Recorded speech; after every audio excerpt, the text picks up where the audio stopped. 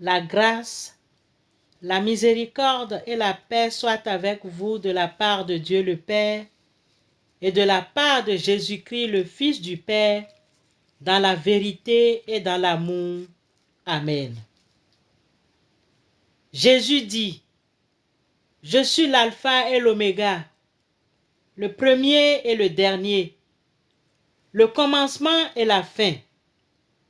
Heureux ceux qui lavent leurs robes afin d'avoir droit à l'arbre de vie et d'entrer par les portes de la ville. Amen.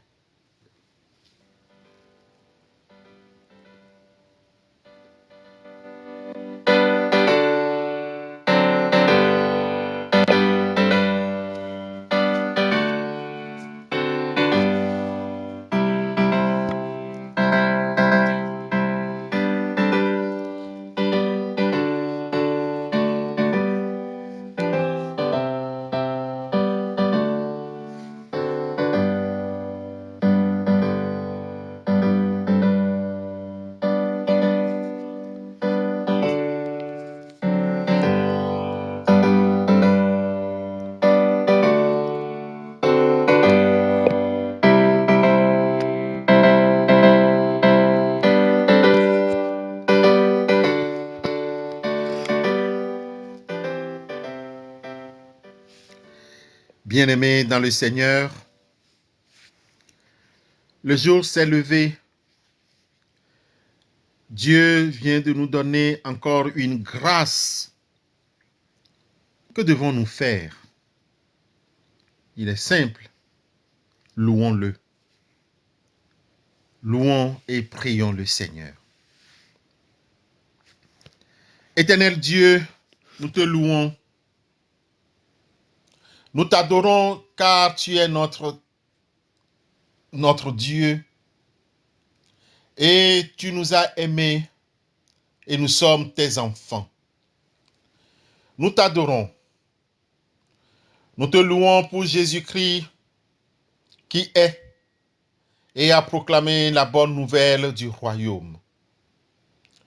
Nous t'adorons, nous te louons pour l'Esprit Saint qui nous a rassemblés malgré les distances qui nous séparent.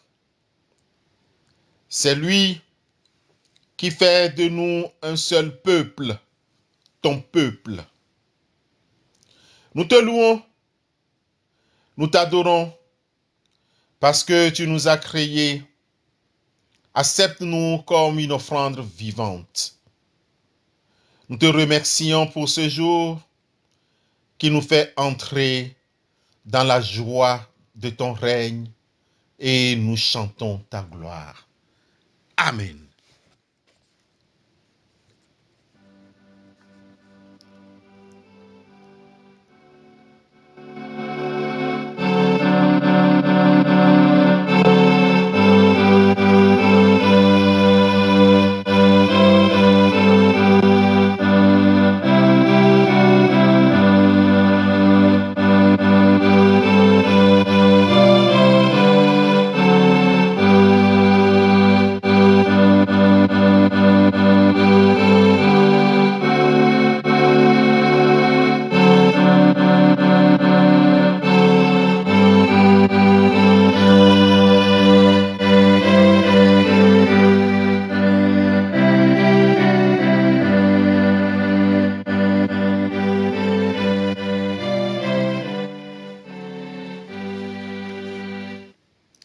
Bien-aimés dans le Seigneur,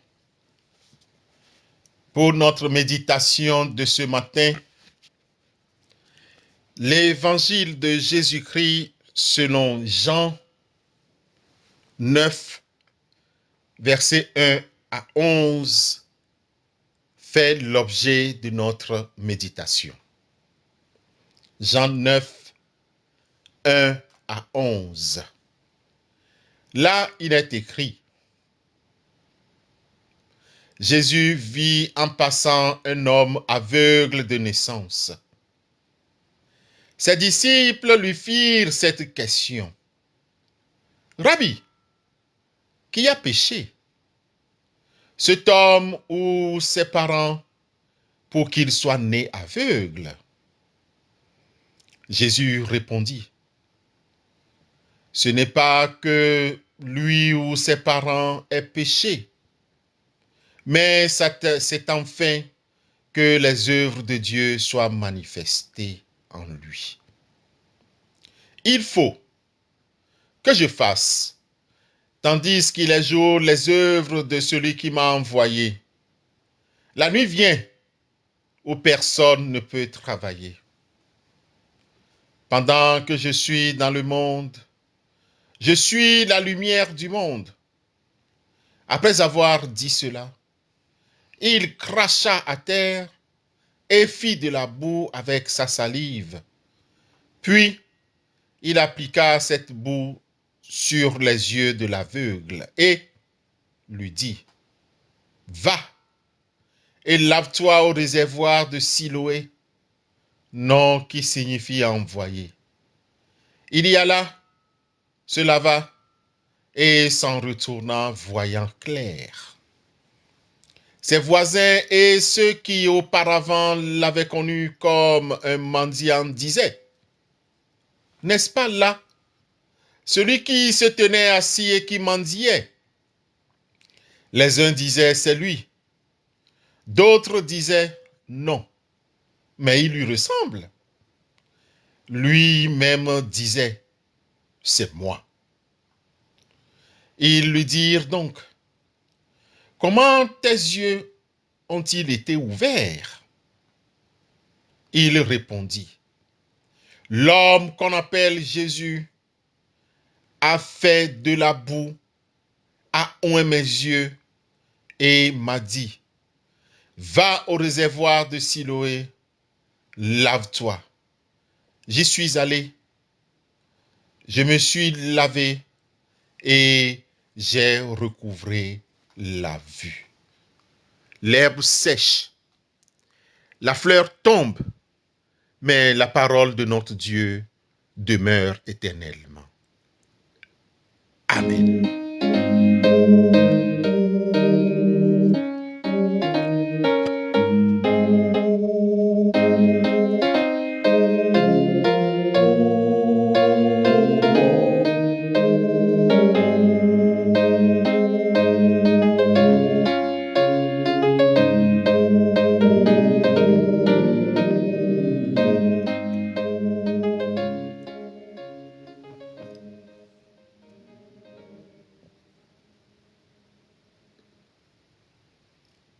Bien-aimés dans le Seigneur, chers frères et sœurs en Christ, ce matin, à travers le texte de Jean 9, 1 à 11 que nous avons lu, Jésus rencontre un homme qui vit avec son handicap. C'est un non-voyant. L'état de cet homme suscite des stéréotypes, des préjugés chez les disciples. À travers cette histoire, nous allons retenir quelques démarches de Jésus vis-à-vis de l'aveugle né pour tirer quelques leçons. Cet homme faisait la mendicité pour survivre. Tout le monde continuait à l'appeler l'aveugle né, alors que, depuis sa guérison, il voyait parfaitement. On s'y était habitué et cela lui donnait l'occasion de raconter ce que Jésus lui a fait. Moi, je suis né aveugle. Et vous qui voyez, ne pouvez pas savoir ce que cela veut dire d'être continuellement dans le noir sans espoir de voir la lumière. Je passais ma vie à mendier assis au bord de la route. J'avais même trouvé un endroit où passaient beaucoup de gens qui se rendaient au temple et habituellement ils étaient généreux. Or, un jour, un certain Jésus passait avec ses disciples. En me voyant, Ceux-ci lui demandaient, Rabbi, qui a péché, cet homme ou ses parents, pour qu'il soit né aveugle? Jésus répondit, ce n'est pas que lui ou ses parents aient péché, mais c'est afin que les œuvres de Dieu soient manifestées en lui. Il faut que je fasse, tandis qu'il est jour, les œuvres de celui qui m'a envoyé. La nuit vient où personne ne peut travailler. Pendant que je suis dans le monde, je suis la lumière du monde. Après avoir dit cela, il cracha à terre et fit de la boue avec sa salive. Puis, il appliqua cette boue sur les yeux de l'aveugle et lui dit, « Va et lave-toi au réservoir de Siloé, nom qui signifie envoyé. » Il y alla, se lava et s'en retourna voyant clair.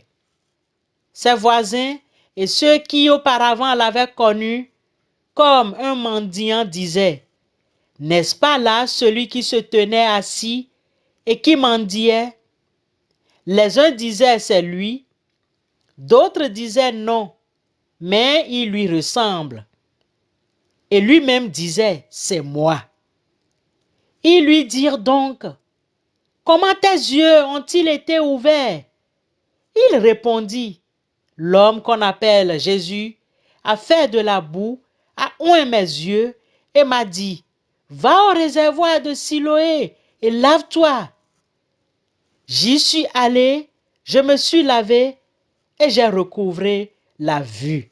Jean 9, 2 et suivant. En effet, ce n'est pas à la suite d'un péché particulièrement grave que Dieu a puni cet homme et ses parents, mais cette infirmité va être l'occasion pour Jésus de faire briller sa grâce. Au début, Jésus fait sur lui des gestes de guérisseur qu'il ne comprend sans doute pas bien. Cependant, il devient actif quand il accepte d'aller à la piscine de Siloé. Il fait preuve ainsi déjà d'une grande confiance à l'égard de cet inconnu. Ce n'est pas encore la foi, mais c'est un pas dans la bonne direction. La foi, c'est d'abord une affaire de confiance, puis il donne un témoignage sur ce qu'il a vécu. D'une certaine manière, il exprime le résultat de sa foi.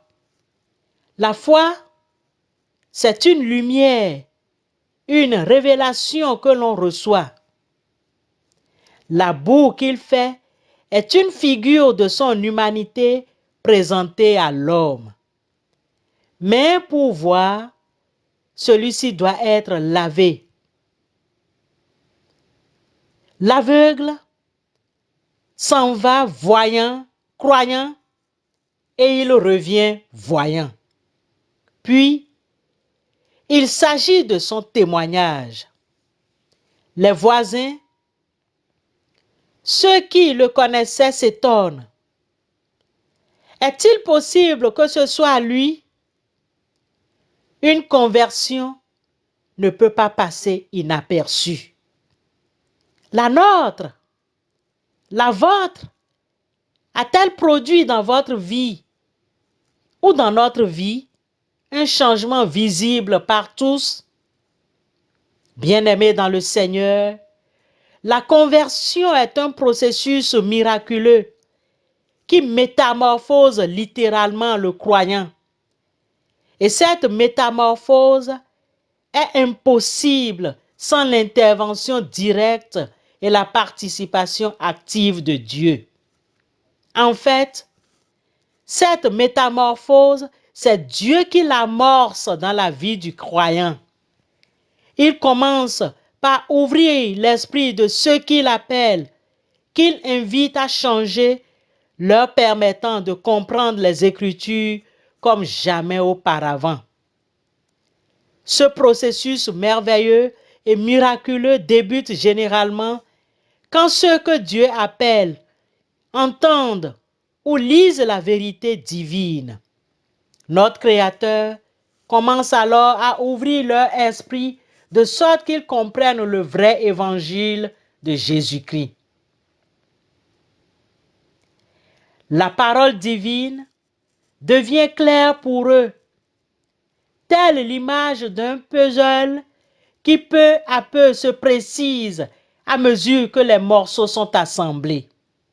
En fait, cet appel que Dieu leur lance est un miracle divin.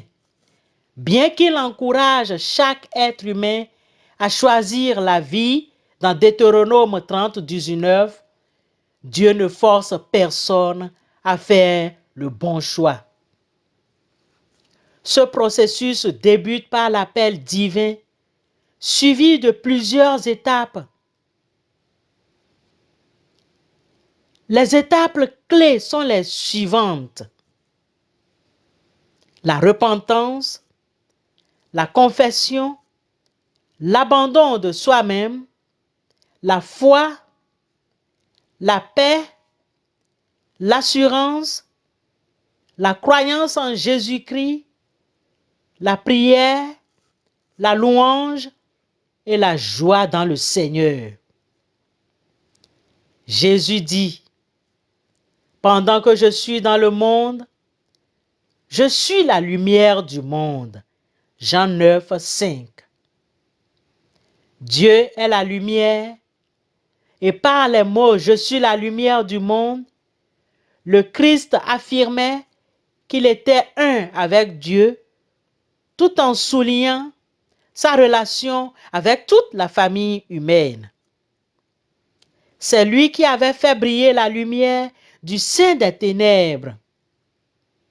L'aveugle né vivait dans l'obscurité. Avec la rencontre de Christ, lumière du monde, il quitta les ténèbres pour venir à la lumière. Qu'il en soit ainsi pour nous aussi. Amen.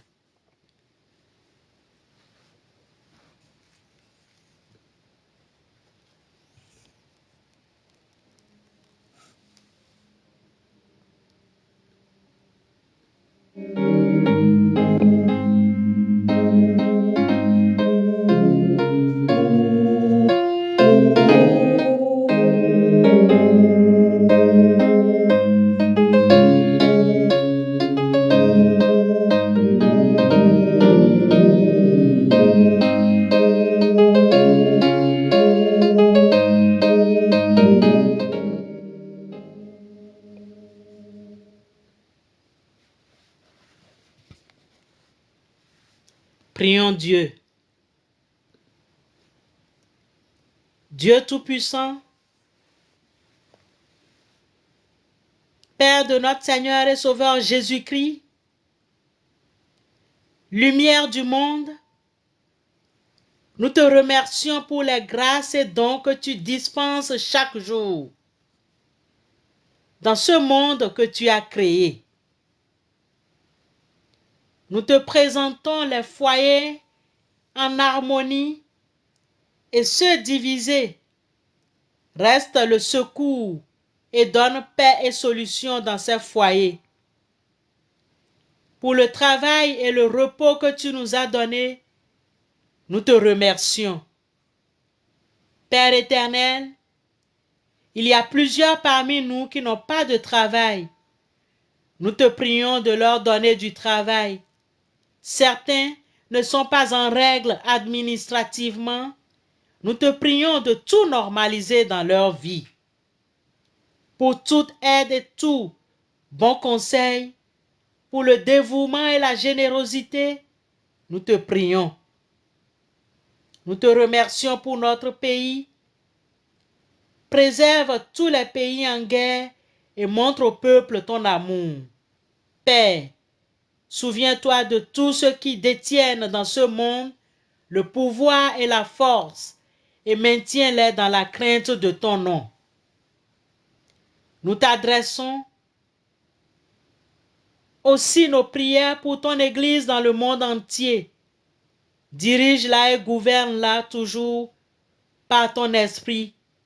Que tous ceux qui se déclarent chrétiens s'attachent à suivre fidèlement le chemin de la vérité et demeurent toujours dans la foi et la sanctification par l'unité de l'esprit et le lien de la paix.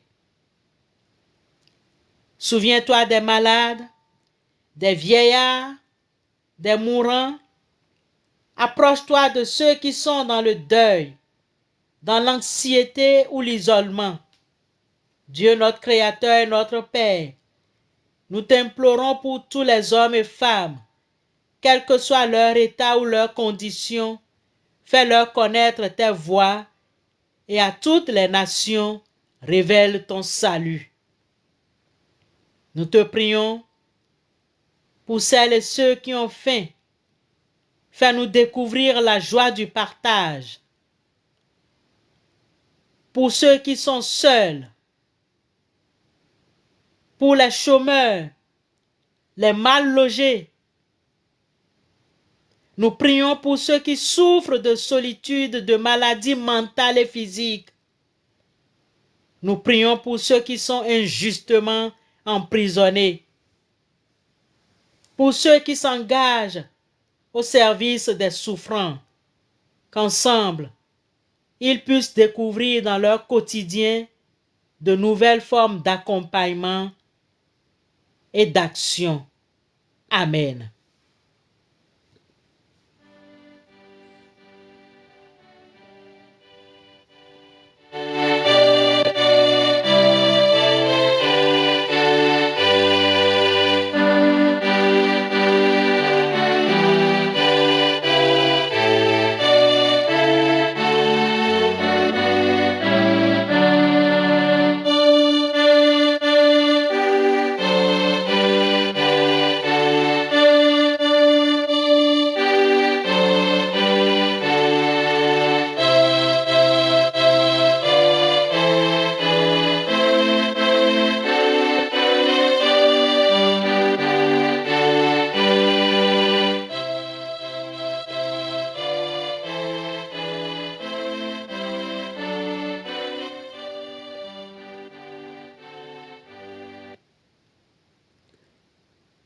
Recevons la bénédiction de la part du Seigneur.